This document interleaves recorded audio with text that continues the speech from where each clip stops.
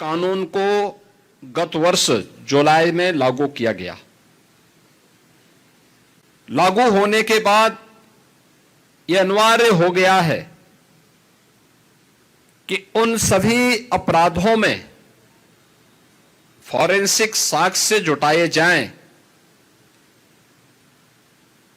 जिसमें 7 वर्ष से ऊपर की सजा है। और इसके लिए हम लोगों ने पहले से ही तैयारी की थी। अक्सर होता था कि अपराधी अपराध करता था और अपराधी के अपराध के बाद चूंकि साक्ष्य अगर इकट्ठे होते भी थे तो उस अपराधी को सजा इसलिए नहीं दे पाते थे क्योंकि अच्छी लैब्स नहीं थी। लैब्स के अभाव में अपराधी बच जाता था।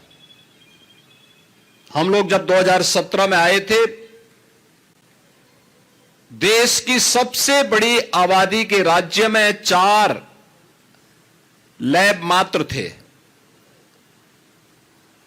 हमने उसी समय इस बारे में निर्देश जारी किए कि कम से कम रेंज स्तर पर यानी कमिश्नरी स्तर पर हमारे पास एक एफएसएल लैब होनी चाहिए।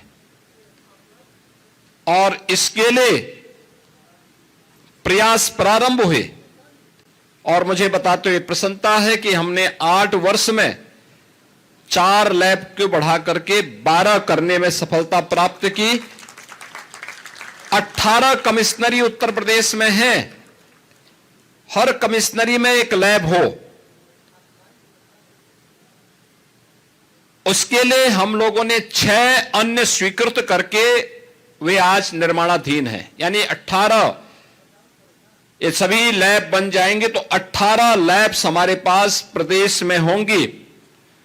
और वह लैब भी केवल सामान्य नहीं, जिनमें हर प्रकार के फॉरेंसिक साइंस से जुड़े हुए उस पहलू की जांच की जा सकती है जिससे अपराधी के खिलाफ एक ठोस साक्ष्य समय पे हम न्यायालय में प्रस्तुत करके उसे दंडित करवा सकें और एक पीड़ित व्यक्ति को न्याय दिला सकें। इस अवधारणा पर आधारित यह व्यवस्था प्रदेश में लागू की गई और इसके लिए हर एक जनपद में व्यवस्था की गई कि वहां पे मोबाइल फॉरेंसिक लैब भी दिए जाएं। 75 जनपद हैं प्रदेश में।